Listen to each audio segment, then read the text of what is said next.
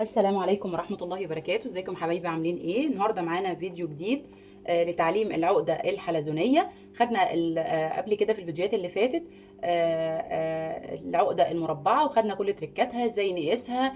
عملنا اكتر من تطبيق عليها، عملنا بوت زرع وعملنا كوستر مكرمية.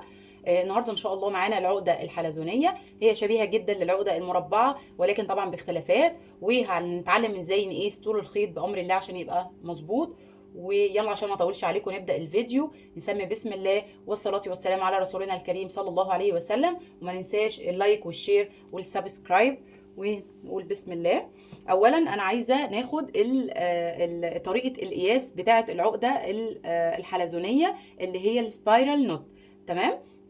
هنقيسها ازاي؟ يعني انا دلوقتي، انا لما علقت دلوقتي الخيط ده اللي هو الخيط الثابت بتاعنا، عملت عقدة التثبيت، وعملت قصرت الخيط اللي هو الثابت اهو في النص، وده الخيط المتحرك اللي انا بشتغل بيه. تمام. فانا دلوقتي هقيس ازاي؟ انا دلوقتي مثلا عايزة طول الشغل اللي هو ده اللي في النص، اللي هو الخيط الثابت اللي انا بشتغل فيه، مثلا عايزاه 10 سنتي. انا طبعا بتكلم في اقل قياس بحيث ان انا ما اطولش عليكم الفيديو، لما نبقى نيجي نعمل تطبيقات ان شاء الله بنعمل اطوال براحتنا ونشتغل اطوال براحتنا. تمام. فانا مثلا لو هعمل 10 سنتي وليكن 10 سنتي. تمام. فهحسبها ازاي؟ انا بحسب هنا. تمام. 10 سنتي، فهعملها ازاي؟ وليكن مثلا زي ما قلنا العقدة، طريقة قياس العقدة الحلزونية. تمام. انا دلوقتي هقول مثلا ان انا عايزة 10 سنتي شغل. 10 سنتي شغل. تمام. ده شغل. هقيسهم ازاي واقيس طول الخيط ازاي؟ اولا ال10 سنتي الشغل اللي هو بتاع الطول الخيط الثابت ده، انا بقصر الطول الخيط اهو اللي في النص عن الجنبين، ده يبقى 10 سنتي. تمام. طيب وعقدة التثبيت طبعا ما ننساهاش، دايما بضيف ليها من 15 ل 20 سنتي. انا بحب طبعا اخليني في الامان اكتر، خلينا في ال 20 سنتي. طيب ال 10 سنتي شغل دول هضربهم بقى في كام عشان اطلع الخيط الكلي، الطول الكلي بتاع الخيط؟ هضربهم في 8. يبقى هضرب ال 10 دول، 10 سنتي شغل دول، في 8. هيديني قد ايه؟ هيديني 80 سنتي. 80 سنتي. تمام كده. يبقى 10 سنتي شغل في 8 هيديني 80 سنتي. طيب هضيف عليهم ايه ال 80 سنتي دول؟ هضيف عليهم اللي هو طول العقدة بتاعة التثبيت دي من 15 ل 20 سنتي، هنقول مثلا 20 سنتي، هيديني التوتال كله كام؟ 100 سنتي اللي هو متر. يبقى انا هقيس كام؟ هقيس متر. طيب يبقى انا كده دلوقتي لو انا عايزه اعمل 10 سنتي شغل عقده حلزونيه، هضرب الخيط في 8، بعد كده هيديني 80 سنتي اهو، هضيف عليه عقده التثبيت 20 سنتي، وهيديني التوتال كام؟ 100 سنتي اللي هم متر. تمام كده. دي حسبة بسيطة جدا انا بعملها وانا بشتغل العقدة اللي هي السبايرال نوت. تمام. طيب هشتغل بقى ازاي عشان انا يديني القياس مظبوط؟ هعمل ايه بقى؟ يبقى انا قصيت كده الخيط على متر. تمام. انا قصيت طول الخيط ده كده اهو على متر. الخيطين دول كل فتلة فيهم متر. هقصر بقى طول الخيط اللي في النص اللي هو اللي احنا بنسميه الخيط الثابت في كل فتلة اهو على ال10 سنتي اللي انا عايزاهم. تمام. اهم، ده اللي ايه، ده اللي في النص. والخيط التاني هقصر الطرف بتاعه اللي هو المقابل لده عشان يبقوا الاتنين جنب بعض كده مقابلين لبعض. الخيط اللي هو الثابت اللي هشتغل عليه يبقى هو ده الطول اللي انا عايزاه، ال10 سنتي. تمام. وهنطول الجنبين دول اللي هو الخيط المتحرك اللي انا هشتغل بيه.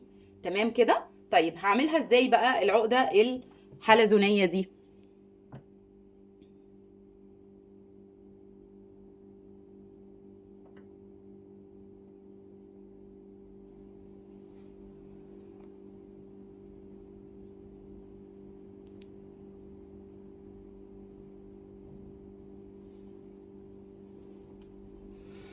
اهو عشان تركزوا معايا. قرب كده. ادي الفتله اللي على اليمين، طبعا انا بحب ابدا دايما باليمين. تمام. احنا كنا الاول بنشتغل في العقده المربعه مره يمين، بنعمل حرف الدي ونجيب دي من فوق وندخلها من هنا، صح كده؟ بنعمل مره يمين مره شمال. لا، العقده الحلزونيه هنعمل برضو نفس اللي احنا هنعمله بس في اتجاه واحد. يعني هنعمل كده حرف الدي اهو كده، وهنجيب دي برضو الخيط ده من فوق اهو اللي على الشمال، وهندخله فعلا من الحلقه دي اهو، هنطلعه من الحلقه دي. هنعمل ايه؟ هنشد الطرفين دول ونثبت ده كده اهو. تمام. طيب انا دلوقتي هعمل ايه تاني؟ هعمل من ناحيه الشمال؟ لا، مش هعمل من ناحيه الشمال. السبايرال هعمل كله في اتجاه واحد. بدات من ناحيه اليمين لازم كله يبقى من اتجاه اليمين، بدات من ناحيه الشمال لازم كله يبقى من ناحيه الشمال. فانا بدات من ناحيه اليمين فهرجع تاني اعمل من ناحيه اليمين اهو اهو، والفها. ادي هي الخيط اللي على اليمين حرف الدي اهو، وادخل الخيط ده من هنا واشد.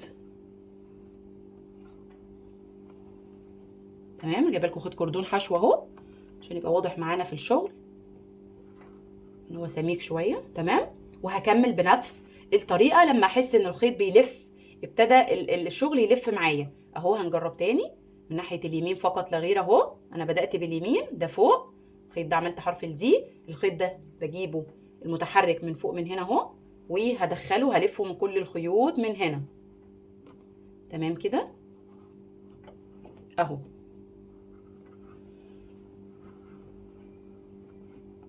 اهو.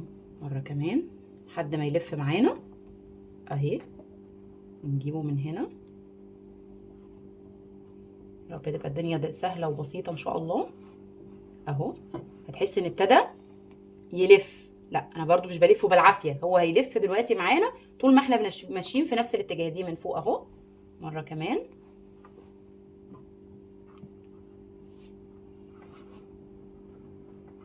تمام كده اهو. كمان مره اهو.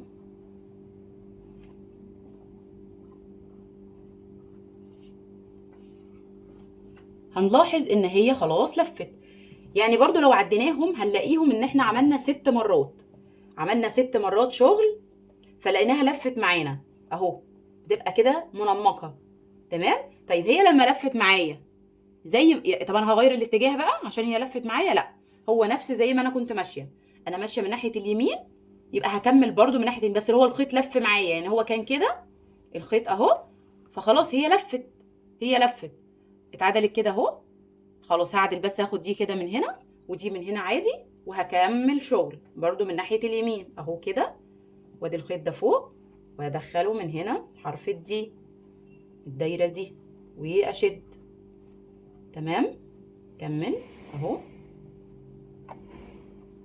اهو.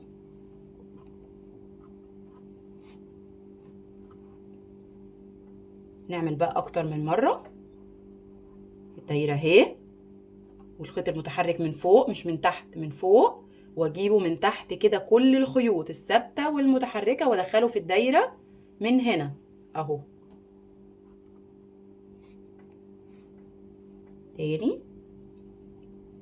بعمل زي حرف الدي اهي، او الدايره او الحلقه اللي اتكونت كده اهو. دي من فوق من كل الخيوط من هنا، بطلعها من هنا اهي. تاني كل الخيوط اهو. بفضل شغاله من نفس الجنب عشان ما نتلخبطش ونحس ان الموضوع صعب، لان انا بدات من اليمين. لو لقيت الشكل اختلف لا يبقى انا عكست او نسيت مره او عملت اتجاه اخر، اللي عملت الاتجاه التاني. تمام. انا شغاله من اليمين، بفضل شغاله باليمين اهو.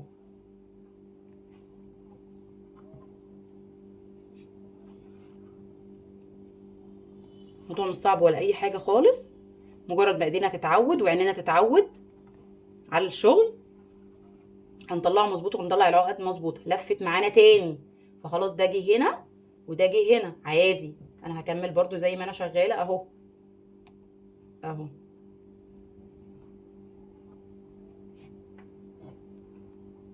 تاني اهو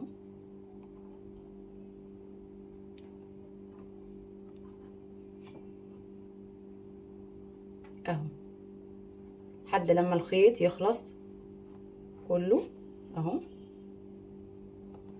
اهو.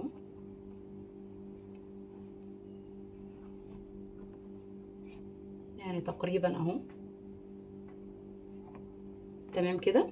يبقى ادي عندي العقدة الحلزونية، سهلة منمقة جميلة ما فيهاش اي صعوبة خالص. هي تحس ان هي زي العقدة المربعة، ولكن في العقدة المربعة احنا كنا بنعمل مرة يمين مرة شمال، لا احنا بنعمل مرة اشتغلنا يمين بنمشي كله يمين، اشتغلنا شمال بنمشي كله شمال. تمام كده. انا لو جيت قستها دلوقتي بشريط القياس هنلاقي ان هي اهو، انا لو هقيس هلاقيها مظبوطة، ادتني زي ما انا عايزه 10 سم 11 سم كمان. تمام كده. يبقى انا كده اشتغلت مظبوط، يبقى انا كده طلعت قياسي مظبوط، مفيش هادر في الخيوط، طلعت الخيوط مظبوطه، طلعت القياس مظبوط. تمام. ف النهارده حبيت ان احنا نتعرف على العقده الحلزونيه، وان ازاي ان احنا نقيسها مظبوط. الحمد لله طلعت مظبوطه جدا. يبقى بنمشي بالطريقه دي دايما لما بنيجي نعمل اي شغل بالعقده الحلزونيه. تمام كده. يا رب يكون الفيديو سهل وبسيط، وان شاء الله باذن الله المره الجايه نعمل مع بعض تطبيق للعقده الحلزونيه، ان شاء الله يكون سهل وهنعمل اكتر من تطبيق مع بعض باذن الله. ان شاء الله اشوفكم بخير. ولو عجبكم الفيديو ما تنسوش تعملوا لايك وسبسكرايب واشتراك في القناه، واشوفكم بالف خير، والسلام عليكم ورحمه الله وبركاته.